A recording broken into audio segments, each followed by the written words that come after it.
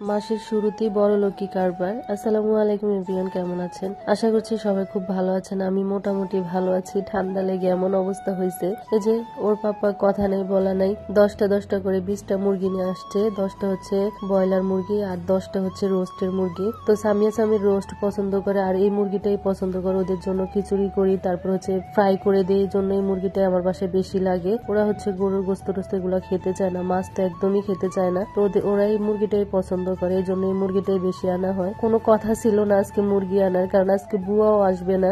আর বুয়া যে আসবে না সেটাও আমি জানি না। পরে যখন ওনার টাইম হয়েছে আসার, দেখতেছি উনি আসে না। তাই আমি বুঝে গেলাম যে আজকে সবাই আমাকে কাজের উপরে কাজ দিতেছে। বুয়ার কাজটা আবার করা লাগতেছে, বাড়তি কাজগুলো করা লাগতেছে। যাই হোক, আজকে সকালবেলা উঠছি যখন ওদেরকে স্কুলে পাঠানোর জন্য, আর হচ্ছে ঘুমাই না। প্রতিদিন হচ্ছে ওদেরকে স্কুলে পাঠাই, আমি একটু ঘুমাই, না হলে আমার মাথা ব্যথা উঠে যায়। রাত্রে একদমই ঘুম হয় না আমার।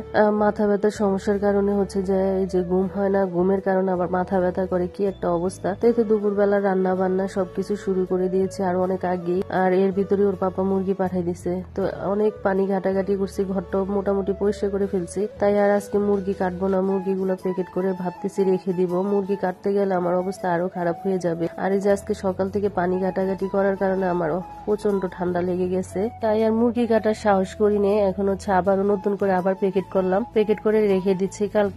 কালকে কিংবা পরশু বুয়া আসে, তো বুয়াকে দিয়ে কাটাবো। আর এটার আলাদা করে আমি দিয়ে দেই যা দেওয়ার, উনি বাড়তি কাজ করলে। যাই হোক, এখন হচ্ছে ফ্রিজে রেখে দিলাম। উনি আসলে হচ্ছে সবগুলো কেটে রাখতে হবে। কেটে রাখলে হচ্ছে সামিয়া সামিরের জন্য নাস্তা বানালে আমার জন্য সুবিধা হয়। ওদের স্কুলের জন্য নাস্তা বানাতে হয়, খিচুড়ি কিংবা চিকেন ফ্রাই করতে হয়। তো এদিকে যে আমার রান্না বান্নাও কমপ্লিট হয়ে গেছে, সবকিছু টেবিলে দিয়ে দিছে। আজকে হচ্ছে সকাল থেকে কাজ করাতে মানে আমার কাজটা আজকে তাড়াতাড়ি শেষ হয়ে গেছে। অন্যদিন তো 12টা থেকে রান্না বান্নাই শুরু করি, তবে আজকে 12টা সাড়ে 12টার দিকে আমার পুরো রান্না বান্নাই কমপ্লিট হয়ে গেছে। তাই তো সামির হচ্ছে গোসল করে শুয়ে আছে, টিভি দেখতেছি স্কুল থেকে আসার পরে। মোটামুটি সব কাজই আমার কমপ্লিট। এখন শুধু কাপড়গুলা ওয়াশ করব, ওয়াশও প্রায় হয়ে গেছে, আর একটা ওয়াশ দিলে হয়ে যাবে। আর এদিকে আমার রান্নাঘরও একদম ক্লিন হয়ে গেছে, পুরো রান্নাঘর আমি পরিষ্কার করে ফেলছি। এখন শুধু কাপড়টা ধুইলে হচ্ছে আমার আজকের দিনের জন্য কাজ শেষ। তবে বিকাল বেলা একটু বের হতে হবে। তাই তো পুরো বাসাটা আজকে নিজের হাতে পরিষ্কার করছি, তো মনটা একদম ফ্রেশ মনে হচ্ছে। সামিয়া কোচিং থেকে আসার পরে হচ্ছে আমরা খাওয়া দাওয়ার জন্য বসলাম। ইলিশ মাছ ভাজি করছি আর কাঁকরোল দিয়ে ইলিশ মাছ দিয়ে রান্না করছি।